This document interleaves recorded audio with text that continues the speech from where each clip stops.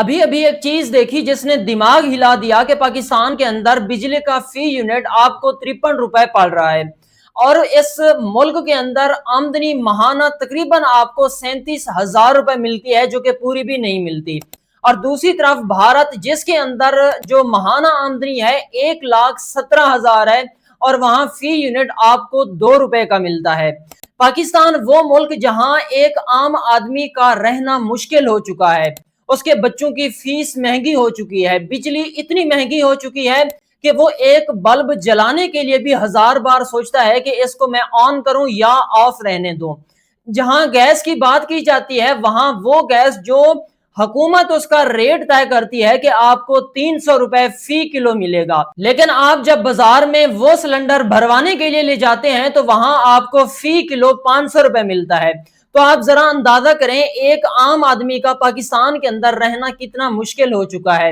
وہاں اگر ہم دوسری طرف ایلیٹ کلاس کی بات کریں، اپنے حکمرانوں کی بات کریں، تو جہاں یہ لوگ کہتے ہیں کہ ہم نے پیٹرول کی بچت کرنی ہے، وہاں یہی لوگ کہتے ہیں کہ ہمارے پاس ایک دن کے ذخائر بھی موجود نہیں ہیں۔ اور یہی لوگ آج سے 2 مہینے قبل جب امریکہ اور ایران کی وار سٹارٹ ہوئی تھی تو اس دن یہ یہی کہہ رہے تھے کہ ہمارے پاس 2 مہینوں کا سٹاک موجود ہے اور ہم 2 مہینے ایزلی اس پر سروائیو کر سکتے ہیں۔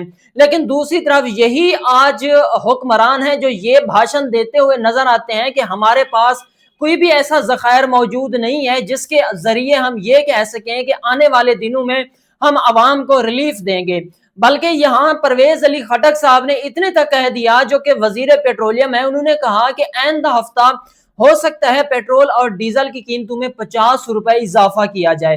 تو ذرا آپ اندازہ کریں، ایک طرف ایلیٹ کلاس کے لوگ ہمارے حکمران اور دوسری طرف غریب عوام۔ ایک ابھی رپورٹ سامنے آئی ہے جو کہ اقوام متحدہ کو ایک گلوبل میڈیا کنٹرول کرنے والا، انہوں نے یہ شائع کی ہے کہ پاکستان ان 10 ملکوں میں آ چکا ہے جو اس وقت بحران کا شکار ہیں، یعنی کہ وہ ملک جن کی زیادہ تر عوام مہنگائی کی وجہ سے تو دور کی بات، صرف اور صرف روٹی کی تنگی کی وجہ سے مر رہے ہیں، ان میں پاکستان کا نام بھی شامل ہو چکا ہے۔ میں آپ کے سامنے یہ دکھا بھی دیتا ہوں اور پڑھ کر بھی سنا دیتا ہوں، پاکستان دنیا کے شدید غذائی بحران کے 10 بڑے ممالک میں شامل، 1,10,00,000 افراد شدید غذائی عدم تحفظ کا شکار۔ پاکستان کی معاشی صورتحال اور مہنگائی غذائی بحران کو مزید گہرا کر رہی ہے۔